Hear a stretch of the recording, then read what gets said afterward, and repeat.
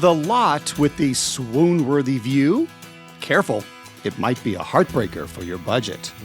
And that flat, it's just okay property you almost swiped left on? It might be the perfect foundation for your dream home. When it comes to land, beauty is only topsoil deep. And sometimes the prettiest lot on the block hides some seriously ugly development costs. That's why in this episode, we're going to dig below the surface and we're going to dig up the secrets to finding the right piece of land for your build. We're going to help you spot red flags, ask smarter questions, and find that right match for your forever home. Because in the world of custom building, falling in love too fast, well, it can come with a price. Welcome back to The Art of Custom, and our season dedicated to all things pre-construction. In today's episode, we're diving into the art and science of finding the perfect piece of land to call home and how to evaluate like a builder before you buy. Let's dig in.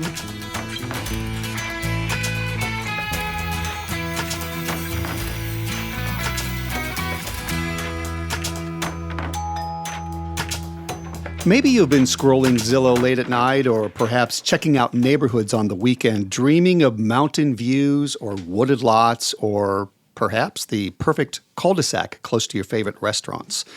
You may have some ideas of what you want land-wise based upon where you want to live or how you want to live. But here is the cold, hard truth. Not all land is created equal. Melody, before we continue and introduce Chris, I have to go back to the cold open, Yes. the writing.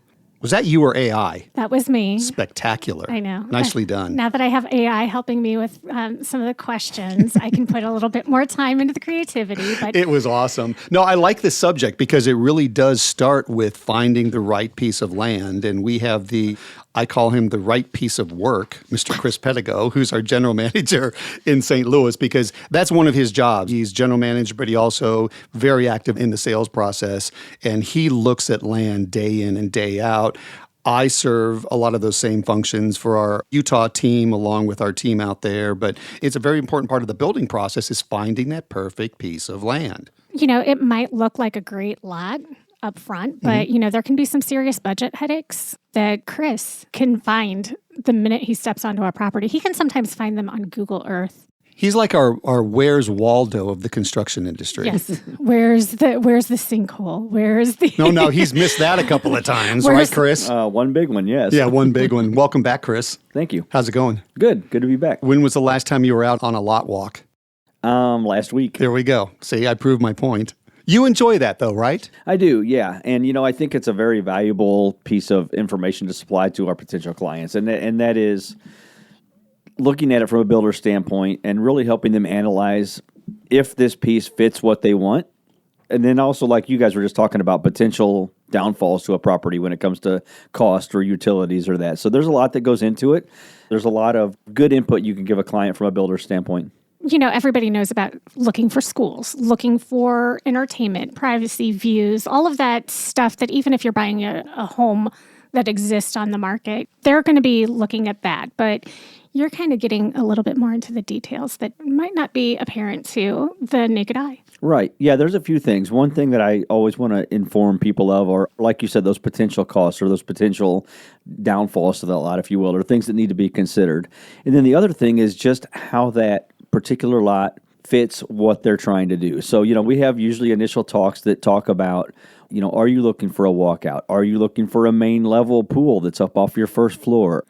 Are you looking for a wooded lot or some privacy? Or, you know, are you thinking solar and we need to make sure we have, you know, very good access to the completely wooded lot is bad for solar. So there's a lot that goes into those evaluations that, you know, we have some initial talks and we want to give that feedback not only on potential costs, potential downfalls, but what things off of your list of must-haves does this cross and what does it not?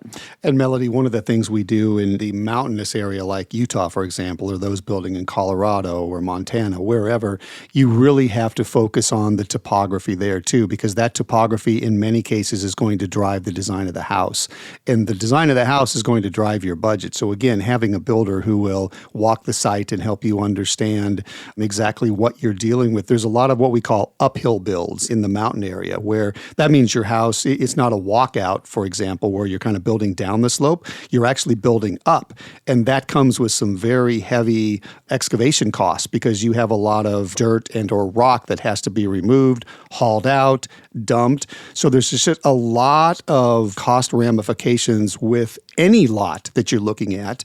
And that's why it's very important to make sure your builder does visit it with you, talks to you about some of the cost implications. And that's what Chris does exceptionally well. Both markets, something that just occurred to me, when you want those nature views, there are some things with driveways even, right? So you have this wooded lot that you want in the middle of acreage. You're going to be pouring a really long driveway. Mm-hmm. When you're building up into the side of a mountain, you've got this driveway that kind of curves and goes up. So there are land development costs in both cases that you're not going to find when you're doing an infill build. Mm-hmm. And that's one of those things that you do, especially if you're weighing different properties against each other, that you want to really consider, hey, this one gives me these things off of my list that I want to accomplish. This one gives me these, but which one is more cost effective? Or if so, is that extra cost worth the benefits that comes with that particular piece of property? I know one project not that long ago that you looked at and were helping the client with. There was going to be substantial money needed for retaining walls based upon the way they wanted to use the property, which was to have some flat space for the kids to play and just things like that. So in some of the previous episodes, Melanie and I have talked about really knowing what you want and being able to make a list. And so something like that needed to be on the list because then you or the builder can help them determine, can the lot be used in that way? And if so, what are the possible development costs because of it? Exactly. Yeah. In that particular case, on that lot, we ended up taking a pass on that lot to look for something because that was a big part of the big things is that space for the kids. And we just weren't going to be able to get it without a giant investment on that lot. And we did end up finding a piece of property down the road a little bit that still needed some work to get that flat yard, but much less costly and really worked out the best in the end. And Melody, you mentioned driveways. That's a big trigger in whatever market in which you're building, because if, to your point, if you have acreage and you want to build in the middle of it, you've got a very long drive. So what is that driveway going to, is it going to be an asphalt? Is it going to be concrete? What are you doing with it? Another thing that we run into in the mountain environments in which we build is heating our driveways. There are some local requirements for, depending upon what that driveway grade is, that will require heating driveways. Oh. And that can be a big adder to the budget as well. So it's critical that you really think about anything and everything and be very serious, be intentional when you're having these lot walks, when you're talking with your builders about what some of these other costs are, because it's not just building a big, beautiful home with great views. It really comes down to how much will this particular lot add to possibly my construction budget with the way it sits here today? And we've talked about in the past infill versus developing a piece of land out on acreage and access to utilities. I mean, I like to tell people when they're talking to me that, the money all comes from the same place. So you want to make sure that you're thinking about sewer versus well. And what are some of those things that even if you're doing in-build, isn't there something with utilities, like there's some considerations that you want to think about? Yeah, there can be. And, it may be as simple as, hey, this existing house that you're going to replace, maybe it has above ground electric utilities and maybe it's, or for instance, I have a client right now that's building on a lot that they have access to city water and they don't want city water. And we had that discussion early on. So we're putting a well in on a property that has access to city water just because they like well water better. Huh. Even on an infill, the utilities can come into play and what you might be changing about them. There's even some of these older neighborhoods, the sewer lateral lines and the infrastructure. There may be some significant costs with getting that sewer repaired too to lead into it. Same thing in other parts of the country. Again, I keep going back to the mountain because that's where we build. But if we're going to run into rock for the foundation, you're going to run into rock for your utility. So your utility excavation budget has to go up because of that. But same thing in other parts of the country. You might be dealing with sand somewhere else. And Chris had mentioned earlier solar and sun exposure. That's a big one because if you want solar panels, you have to have that southern or that southwestern exposure, or solar panels aren't going to do you any good. Same thing with your views views, same things with overhangs. I mean, there's a lot that goes into it, a lot that you want to discuss with the builder. Zoning and setbacks. You always want to know where your setbacks are. You have to know that. You have to know what the limit of disturbance is, where you're going to build. You have to know what the square footage allowable is in these municipalities. It all ties back with this lot selection because, like, for example, the city of Kirkwood in the greater St. Louis area, they definitely have floor area ratios. They call them FAR, right? Floor area ratios that you have to build around. And so if you buy a smaller lot thinking this is a great price, I can't believe I found this, but then you're only allowed to build a home smaller than you wanted to, it's not a good purchase. So your builder can help you figure out, okay, what are the requirements as far as the architecture review board in this particular area? Okay, so I'm going to admit something really quick. I don't know what a setback is.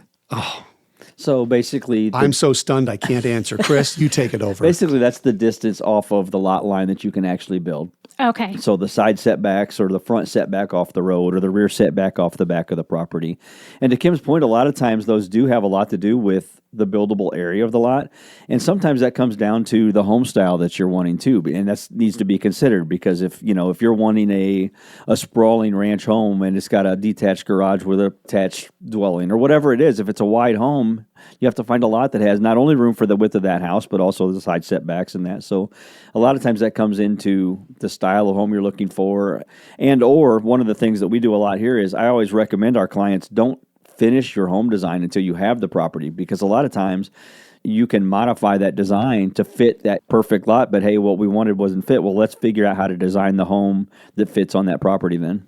It's almost like HOAs, right? HOAs also have setbacks, but also municipalities have setbacks, or where's the like? Well, that's actually in the survey on the property is your setback. So it comes with a set easement, if you will, a buildable space. And there are things that can go outside of that space. Like here in our area, you can do a driveway on a setback area, but you can't put a structure. And in some HOAs will have required, hey, typically those are more cosmetic and how's it look and how's it placed on the lot. Your actual development of that piece of property was what sets those setbacks. Yeah, so the developer who's working on it will set the setbacks with the county, because then they have to go into the county and get the plat approved and signed off on. So it's kind of a combination. But to Chris's point, the HOA is more from a cosmetic standpoint more so than anything else. We had briefly touched on city water versus a well. There's also septic versus public, and those are also very important factors to consider, simply because, for example, a septic system costs probably 3 or 4 times what connecting to public water will. In mountainous areas, you have to sometimes have what's called an E1 pump, which is basically a lift. It's going to take the waste from the lower level and bring it up and put it into the public sewer system. So an E1 system built into your home, those are pretty expensive. So all of these are things that you might not think of when you pull up to the lot and say, oh, that's a beautiful view, or I love the trees, or whatever. There are a lot of considerations that do come into play as you start thinking more seriously about that piece of land. Well, those HOA requirements, I know sometimes it's square footage. You had talked about it being aesthetics. So, if you're doing a 1.5 story, you have to have a certain footprint. I know there's been locations on garages and even cladding requirements, which can really drive cost. Yeah, they can. If you're considering a piece, that's one thing you definitely have to investigate is what are the HOA standards? Does it have to be a full stone front?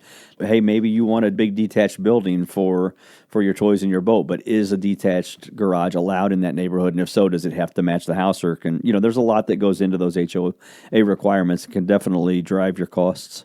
And a lot of resort areas too, Melody, have restrictions on the heights that you can build. You can usually get a copy of the indentures if you're considering buying a piece of land, or the architectural guidelines, if you will, for the various communities. And they'll have everything listed. But, something simple as you have to have a 12-12 roof pitch instead of an 8-12 roof pitch, or you have to have a certain brand of windows. Chris mentioned the amount of brick or stone. Those are all things that can absolutely drive your construction budget, and it's a good source of conversation for the builder. And that's why we recommend, I know Chris said, don't finish your plans before you find the lot. Do not not buy the lot before you have someone go out and truly give you a good analysis of that lot. Even if you have a builder who said, sure, I can do that site visit for you, and I'm going to charge you a couple $100 or whatever their fee might be. Chris, we don't charge. I think a lot of builders don't either, but don't you think that's a good peace of mind just to, even if somebody requires a little bit of payment to truly understand the lot and some of the development costs that might come with it? Yeah, I would say that's a given. I mean, I think that you absolutely should, unless you have a really good handle on all of those things that come into building on a lot yourself, I think you should have somebody out to help with that. What are you looking for? Like, do you have a checklist, or is it just kind of an instinctual thing? So the first thing you're looking, like we talked about, is available utilities. What is on the lot? What's not on the lot? What are we going to require? Especially if you get out on some, like a rural setting. I mean, you have to really, how far is it to electric? You know, is there electric at the street? Is electric, we had a project a couple years ago here in St. Louis that the electric was a half mile down the road, and it required the utility company to bring, poles down to the property and then us to do some extensive trenching to get, and so that was a major cost on that project. So what utilities are available? Kim talked about the topography earlier. Does the topography drive the design? Are there things from that are going to drive costs? And if so, are those costs reasonable, or are they, within budget or not? And then lastly is kind of going through and making sure that more from a design standpoint, does this give you the things you want out of the lot? Is there enough buildable space? Like, hey, we do want a detached outbuilding. Is there enough buildable space on that lot for the main house and then distance back and have an outbuilding? Or if there's not, then, what are the options and alternatives? So the last thing we're always considering is, what things off of our list of expectations does this give us, and what does it not? And so that you can weigh those. I'm going to go through a list of red flags that I'm familiar with, and you need to tell me yes or no, right? Can we rate them 1 to 10? Yes. Okay. Easements. Is that a red flag? It's not a red flag. It's just you need to make sure you know where they are, and does that affect the buildability of the lot or where you want to place the house? It's not a red flag necessarily, but it can be. Floodplains. That's a 10. Yes. Sorry, I had to jump in there. Okay. Oh, my goodness. Yeah, stay away. If it's a floodplain, it could eventually involve the Army Corps of Engineers and all. Oh. It is a real big potential issue not to dissuade you from purchasing for sure, but it could be something that drags this out for a very long time. Just in my experience, I would say be very cautious and try to avoid floodplains if possible. What about wetlands?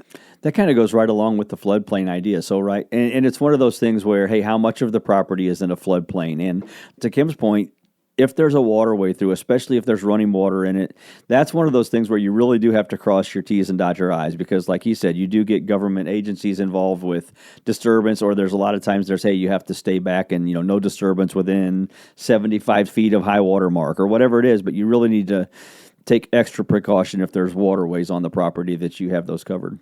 I know that when you get into some of the infills, there are going to be some zoning changes sometimes, especially older neighborhoods. Tell me about zoning changes. I would say tread lightly. Try to understand the community in which you hope to build. Some communities are much more open to them than others. Some communities are afraid to set a precedent, so they never agree to any kind of a zoning change at all.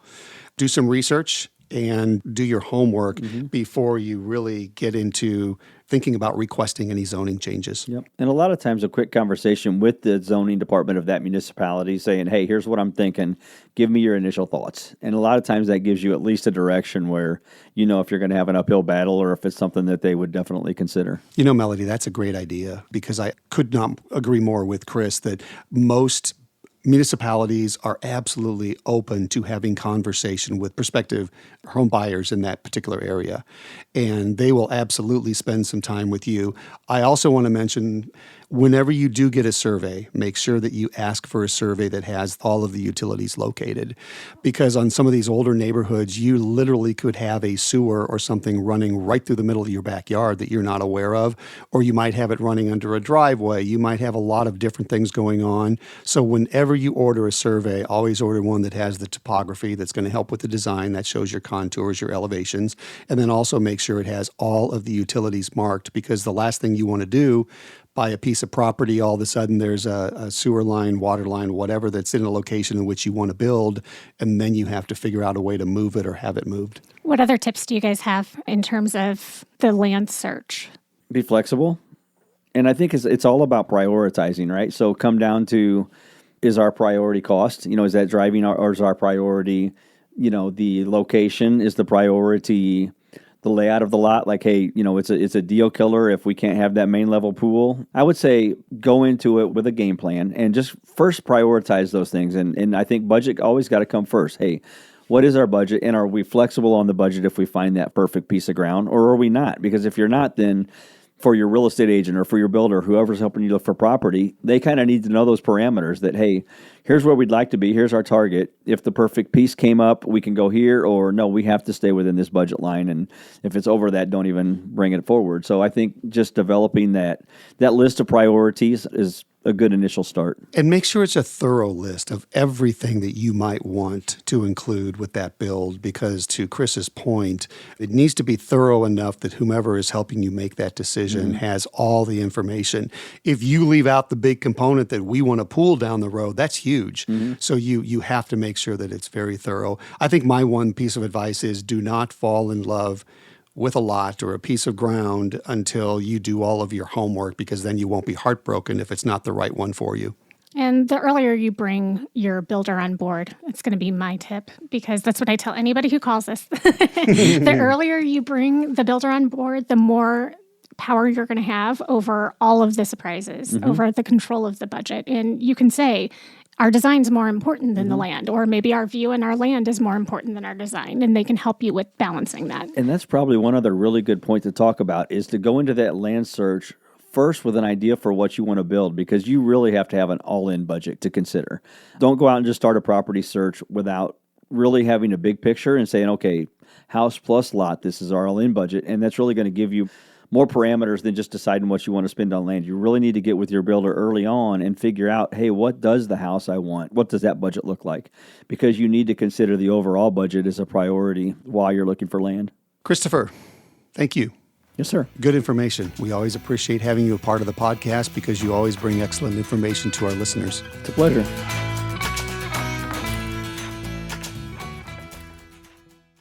Melody, as we've seen today, love is not blind when it comes to land. Now, you have a little bit of an inside joke there, don't you?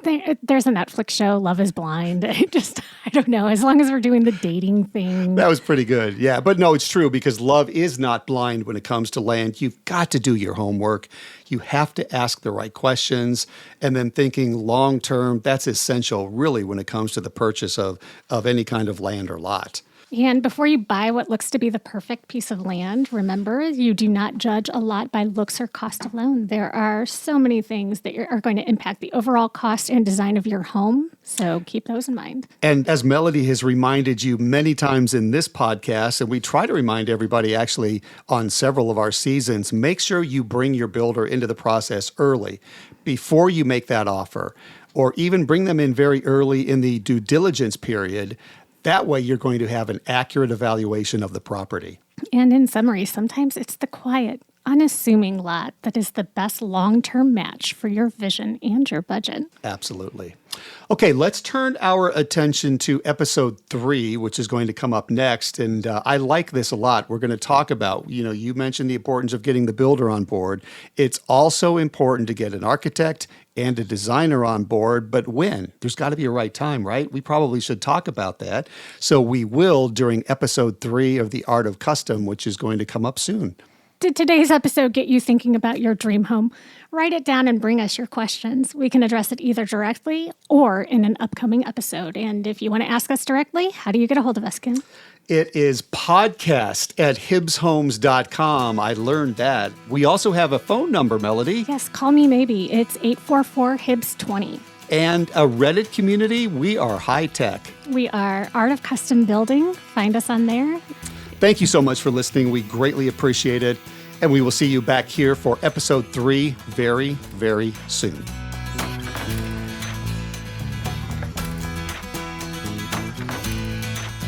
Be sure to subscribe to get the latest episodes, and please rate and review. The Art of Custom is produced by Hug Monster Sound with original music by Adam Frickfordine. Thanks for listening.